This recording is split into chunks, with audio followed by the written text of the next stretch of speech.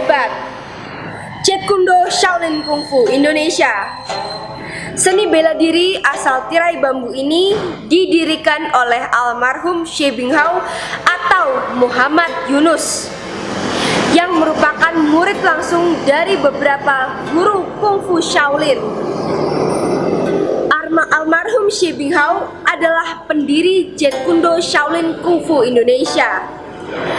Pada tahun 1987, almarhum Xie Binghao mendirikan Jeet Kune Do Shaolin Kung Fu Indonesia. Jeet Kune Do Kung Fu yang didirikan oleh almarhum Xie Binghao mempunyai aliran khas, yaitu perpaduan tinju selatan dan tendangan utara. Dari kerja keras dan ketekunan yang panjang, almarhum Xie Binghao, sang master kungfu sejati, telah melahirkan generasi-generasi berikutnya yang handal. Almarhum Xie Binghao, sang master kungfu, telah melahirkan generasi penerusnya, salah satunya Suhu Ali, yang namanya telah dikenal di kalangan cabang olahraga Wushu Sansao. Suhu Ali telah mendirikan Jeet Kune Do Shaolin Kung Fu di kota Banjarnegara yang prestasinya tidak diragukan lagi. Salah satunya sebagai wasit juri internasional Wushu Sansao yang telah diembannya sejak tahun 2006, sungguh kerja keras yang terus melahirkan prestasi. Dari tangan Suhu Ali ini juga terbentuk generasi-generasi kungfuis yang handal, salah satunya Suhu Odi Purwanto. Prestasi dan semangatnya terus melesat. Suhu Ali juga menjabat sebagai Wakil Ketua Jeet Kune Do Indonesia. Kungfu adalah realita, bukan saja berbicara mengenai bela diri. Kungfu mengajarkan kita untuk terus belajar dan mengembangkan diri. Kungfu mengajarkan kita untuk mencapai titik kesuksesan tertinggi dan pribadi yang tangguh. Mari kita sebagai generasi muda milenial terus belajar dan belajar. Jangan pantang menyerah, karena kesuksesan itu tidak bisa didapat hanya dengan duduk diam saja, tapi dengan tindakan kerja keras yang nyata.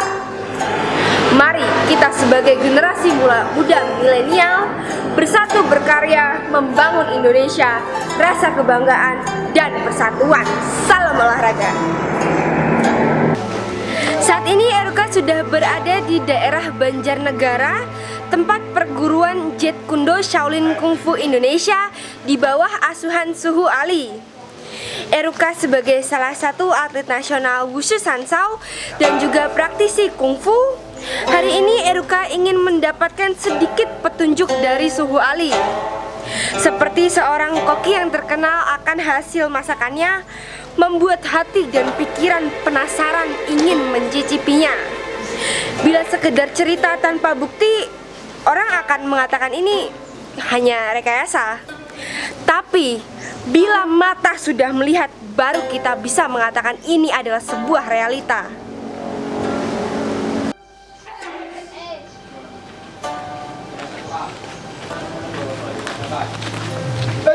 Eruka, selamat datang di markas Jeet Kune Do Kung Fu Banjarnegara. Ini kebetulan sedang tarik. Mari kita berlatih. Tarik, Sini, saya kenalkan dulu.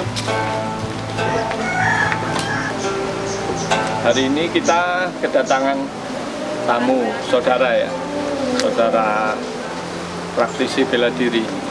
Ini Eruka namanya, dia di Semarang. Sasana bela diri apa? Harimau Sakti. Ya, jadi ada suhunya Odiptan.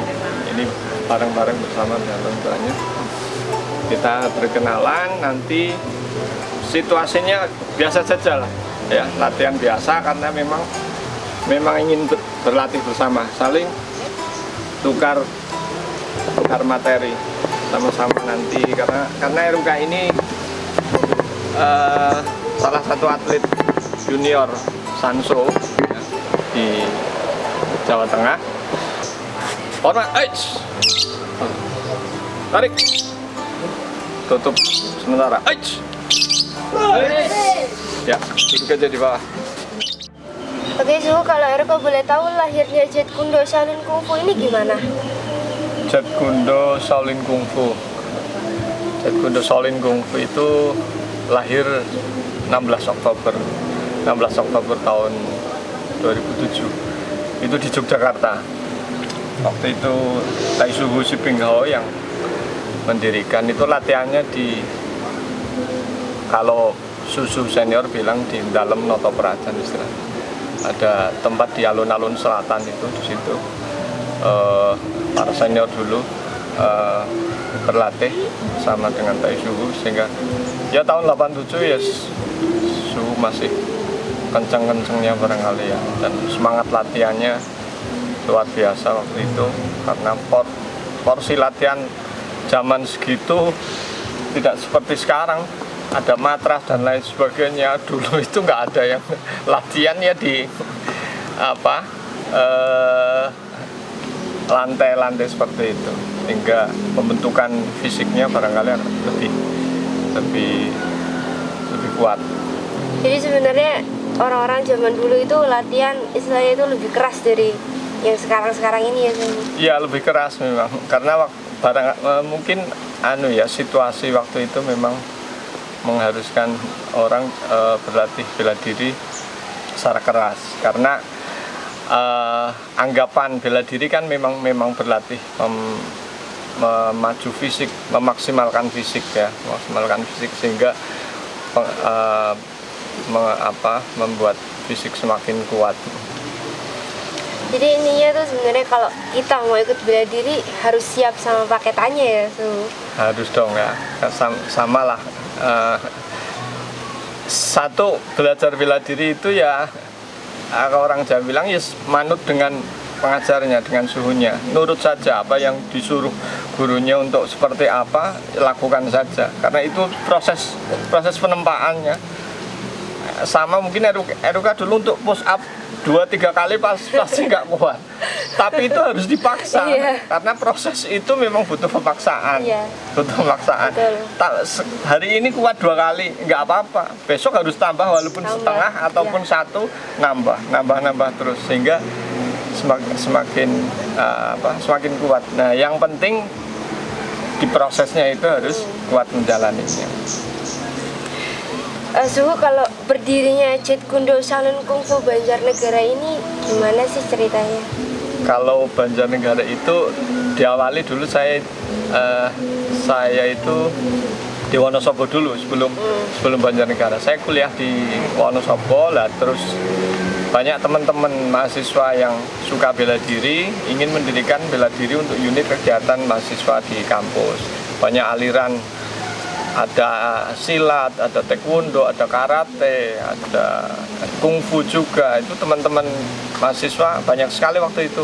Tapi ingin mendirikan satu kegiatan bela diri pakai nama taekwondo, ya yang lain nggak mau. Pakai nama karate, yang lain nggak mau. Pakai nama silat, yang lain nggak mau. Nah, kebetulan ada satu dosen kita yang memang ternyata sudah matang di Jeet Kune Do Shaolin Kung Fu, dan beliau termasuk angkatan pertama murid almarhum Sibinghao Muhammad Yunus, namanya Suhu Taufik Damisi. Nah, beliau guru saya yang pertama saat saya berlatih Jeet Kune Do. Nah, disitulah unit kegiatan mahasiswa di kampus akhirnya Jeet Kune Do bisa berdiri sekitar tahun 92 bareng di Wonosobo. Semangat saya dan teman-teman ngelatih mengembangkan Jeet Kune Do di seluruh Wonosobo kelihatannya terus langsung berkembang bisa banyak. Dan setelah saya selesai kuliah pulang ke Banjarnegara, kita dirikan Jeet Kune Do Shaolin Kung Fu di Banjarnegara itu sekitar tahun 2000 ya kalau nggak salah, 99 ya, 99 saya ingat waktu itu. Yang jelas semua itu perlu kerja sama tim yang kuat ya Suhu ya. Kalau nggak kan nggak mungkin bisa ada Jeet Kune Do Shaolin Kung Fu di Banjarnegara sekarang ini. Iya, jadi awalnya sebenarnya hanya saya suka membina anak-anak muda saja lah, supaya punya kegiatan yang bermanfaat. Anak-anak muda itu kalau ada kegiatan barangkali kan lebih mudah diarahkan. Kalau enggak kan barangkali akan berkegiatan yang negatif lah. Nah, kalau sudah ada dalam satu wadah, setidaknya mereka yang nakal dalam tanda kutip, anak-anak muda ya, itu tidak sampai kebablasan lah, karena paham bahwa anak-anak muda itu bisa melakukan kegiatan yang positif. Ya, alhamdulillah begitu kita buka pertama kali, angkatan pertama mungkin sekitar 200-an lebih waktu itu. Terus berkembang, dan misinya hanya itu, pembinaan anak muda saja. Karena kita belum waktu itu belum ada orientasi untuk prestasi lah ya. Sehingga masih pembinaan anak-anak supaya bisa bela diri saja. Jadi Smart Fighter, jangan sampai kita sebagai anak muda milenial zaman sekarang kita ke arah yang negatif-negatif, kita jadi nakal, nggak keurus, bukan dalam tanda kutip, bukan nggak keurus sama orang tua, karena kita diri sendiri kita nggak ngurus diri kita sendiri, ya Sebu ya? Ya betul, ini sama teman apalagi generasi sekarang barangkali malah bisa semakin baik kan, tidak hanya sekedar mempunyai kegiatan yang positif, tapi bisa berprestasi ya. Nah, sekarang pemerintah sedang menggalakkan untuk prestasi olahraga itu, kalau betul-betul diseriusi sangat bermanfaat semuanya untuk melanjutkan sekolah. Sertifikat itu juga dibutuhkan ya, itu kan mempermudah masuk ke sekolah-sekolah yang favorit. Banyak juga ini teman-teman yang dari sini Banjarnegara ya, yang punya prestasi Jawa Tengah sampai ikut PON itu, hingga sekolahnya bisa mudah, terus cari kerjaan bisa mudah, walaupun itu bukan orientasi utama dalam berlatih bela diri. Berlatih bela diri yang memaksimalkan tenaga yang ada supaya betul-betul bisa terlampiaskan, memunculkan kekuatan yang maksimal. Ikut aja apa yang mau jadi hobi kalian. Kalian suka baca, ikut komunitas baca. Kalian suka bela diri, ikut komunitas bela diri. Jangan kalian berantem di jalanan, suka tawuran, ngelayap yang nggak bener-bener gitu. Ikut aja apa yang jadi hobi kalian. Pokoknya ikutin semua kegiatan positif lah pokoknya ya Soho. Bela diri itu ya untuk membela diri kan. Kalau saatnya kita harus berantem di jalan, itu bagian bela diri, bagian membela diri fungsinya. Kalau kita nggak bisa bela diri kan bonyok kita. Sama juga bohong. Itu ini hal sisi positifnya. Karena bukan berarti kita suka bertarung di jalan. Sebenarnya kalau anak-anak sudah semakin matang dalam bela diri, malah pada malas untuk ribut-ribut di jalan. Karena saya yakin berhadapan dengan teman-teman di jalan, sekali pukul efeknya pasti berakibat yang fatal, barangkali seperti itu. Pandangan atau kesan Suhu Ali tentang Tai Suhu almarhum Syekh Binghau apa nih Suhu? Tai Suhu Syekh Binghau Muhammad Yunus, kita itu kalau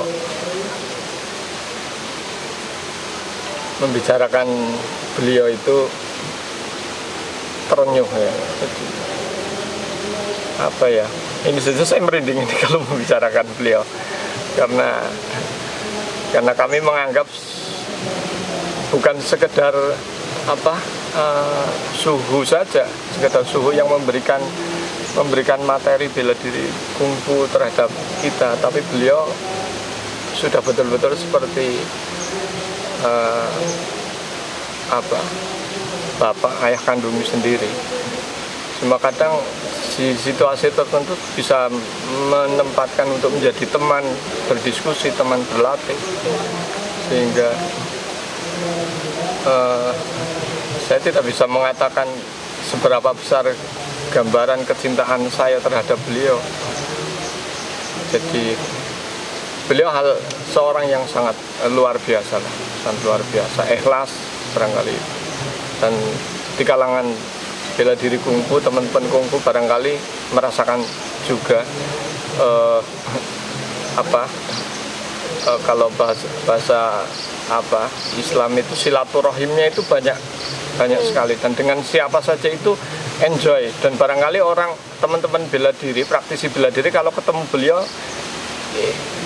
insya Allah pasti senang, pasti suka, pasti mencintai, karena ketemu itu pasti beliau akan menular, akan bicara tentang bela diri, bicara tentang kungfu. Dan kalau bicara tentang kungfu,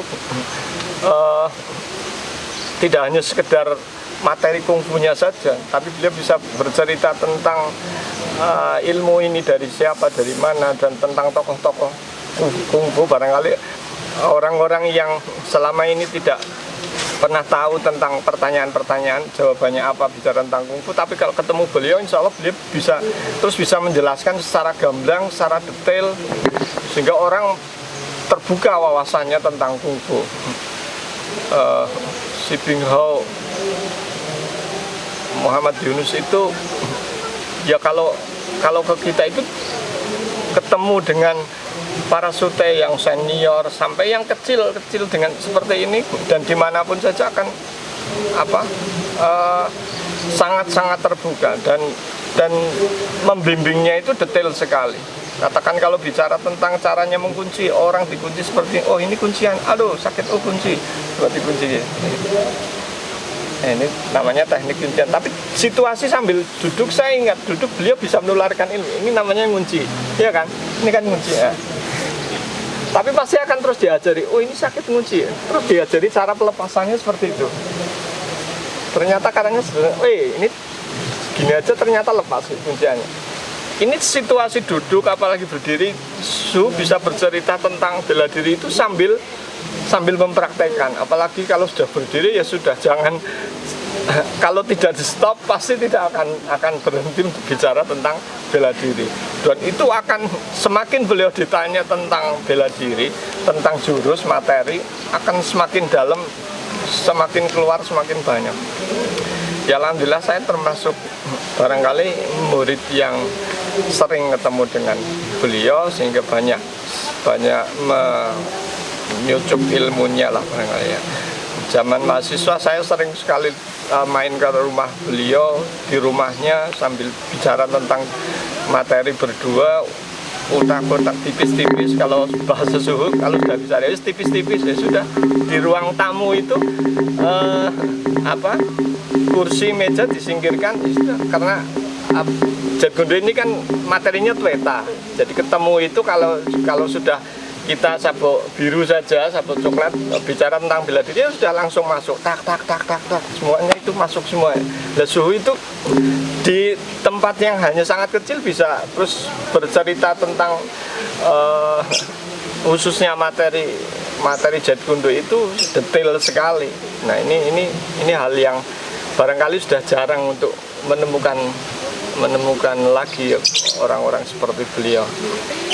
Pesan-pesan Suhu untuk anak-anak muda milenial zaman sekarang yang khususnya menekuni bidang olahraga seni bela diri apa Suhu?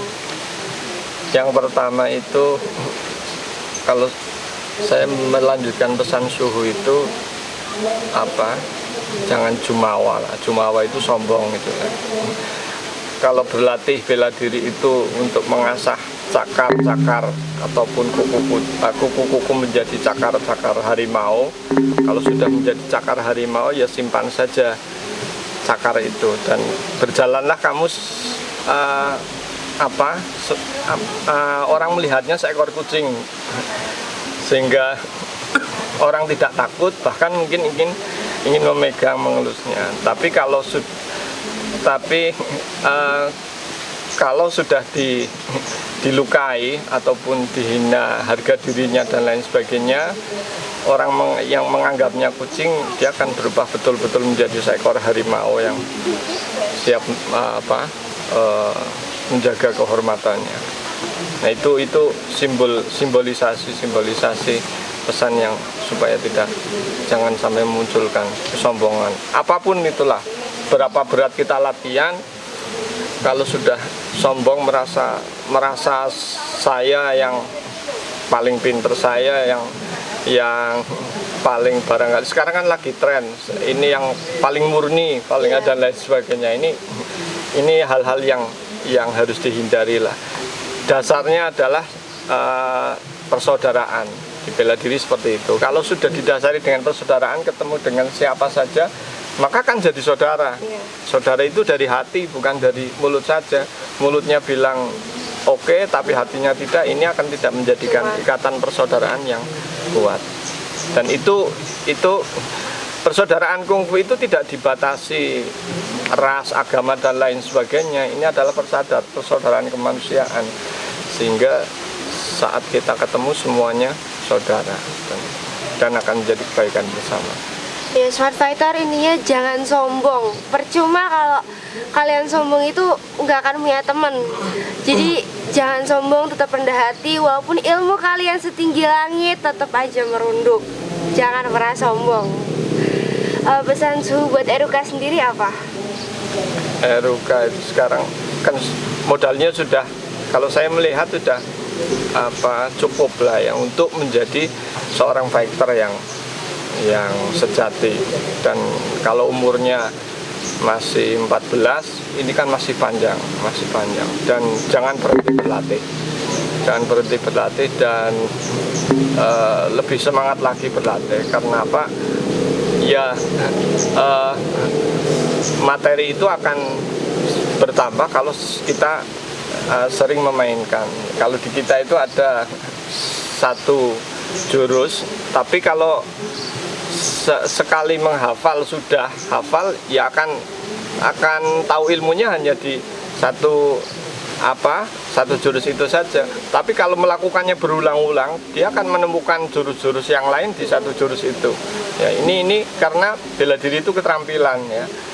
Jangan pernah bosan untuk mengulang-ulang gerakan. Katakan teknik bantingan, sudah benar, berarti teknik bantingannya sudah benar, tinggal tambahi kecepatannya. Ya, kecepatannya untuk masuk, sehingga orang mungkin akan melakukan satu gerakan yang sama seperti itu. Orang lain bisa melihat untuk melakukan gerakan teknik bantingan yang sama, tapi tidak akan sesempurna kita, barangkali itu. Nah, kalau kecepatannya sudah masuk, tinggal powernya yang ditambahi. Nah, ini memang butuh proses. Ini penempaan bela diri itu seperti itu. Jangan pernah malas untuk mengulang-ulang gerakan-gerakan yang sudah kita anggap bisa, karena itu akan menjadi kemampuan kita yang lebih. Ya, barangkali itu. Makasih Suhu atas nasihat dan masukannya. Semoga berguna buat Eruka dan teman-teman yang nonton ini semua. Terima kasih juga, ini sudah ngobrol-ngobrol, bincang-bincang dengan teman-teman. Pada awalnya ada seseorang pembuat tombak. Lalu datanglah seseorang melihat tombak tersebut. Tak lama kemudian, orang tersebut melakukan gerakan-gerakan dengan tombak tersebut dengan berbagai jenis gaya. Tak lama setelah itu, datanglah seseorang lain dan membuat gerakan-gerakan yang berbeda dari tombak tersebut. Sesungguhnya, kungfu adalah keterbukaan. Jangan terpaku, jangan hanya kaku, tapi kungfu harus mampu membuat sebuah perubahan, mampu terus berbaur dengan zaman, dan mampu membuat sebuah perubahan. Lepaskan dirimu dari fantasi, maka kamu akan menemukan jati dirimu. Lepaskan dirimu, maka kita akan lepas dari batas itu.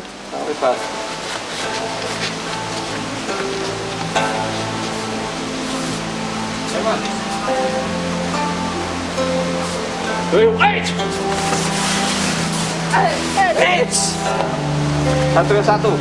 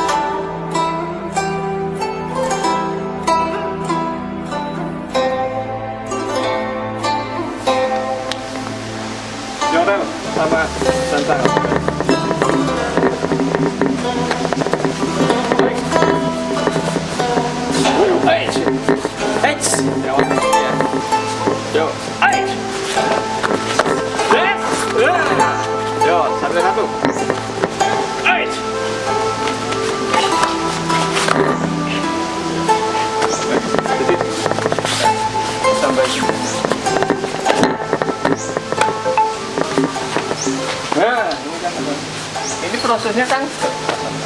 Nah, sebenarnya kan ini. Nah, ini kita ambil kuncian. Nah, ini. Terus tarik ke bawah. Hei! Jadi teorinya gini. Udah. Ya. Lagi. Positif biasa. Nah. Ini kenapa ditarik ke sini? Jadi kalau teori menghilangkan kekuatan seperti ini kan udah Pak, ya. Kalau masih seperti ini kan kuat. Ini kan kuat. Anteng, udah anteng, ya. Ini kan kuat, didorong ke sana juga kuat. Dan titik lemahnya di mana? Ini kalau dulu Suhu Bengho itu sering menjelaskan titik lemahnya di garis segitiga ini. Kalau diambil dari sini susah, ini kalau kesini pasti kan goyang, ya kan? Sini kan juga goyang. Sehingga pas saat kuncian,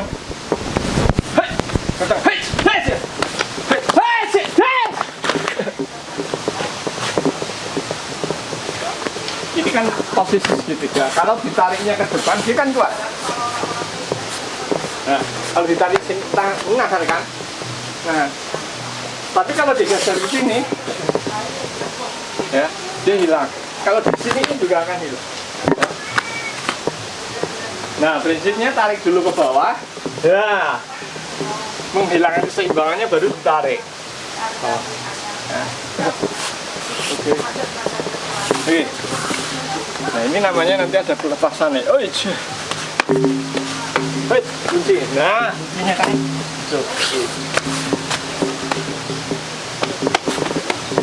Hei. Ini pelepasan dong. Itu ya.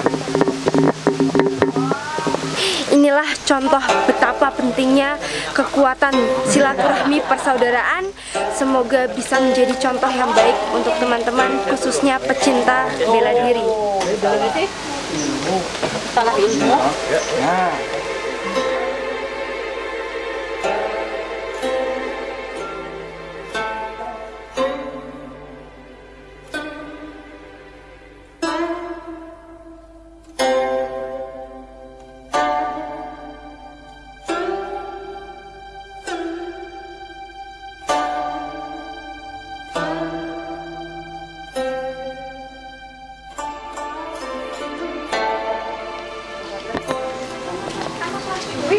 Mau? Pulang. Terima kasih ilmunya ya, Su. Oke, terima kasih. Tinggal tetap semangat. Iya. Jangan malas untuk mengulang-ulang materi yang barangkali kamu sudah bagus. Tetap diulang lagi supaya tambah bagus. Terima kasih banyak, Su. Oke, sama-sama. Jangan pernah berhenti batasi diri kita, karena sesungguhnya kemampuan seseorang dalam seni bela diri tidak pernah terukur. Jangan pernah berhenti untuk terus belajar dan terus menggali potensi diri kita. Jadikan dirimu sebagai dirimu sendiri. Langkahkan kakimu ke depan untuk merangkai masa depan, karena masa depan tidak cukup hanya dengan berpangku tangan, tapi harus disertai dengan tindakan. Salam olahraga, no edit, no rekayasa. Peace.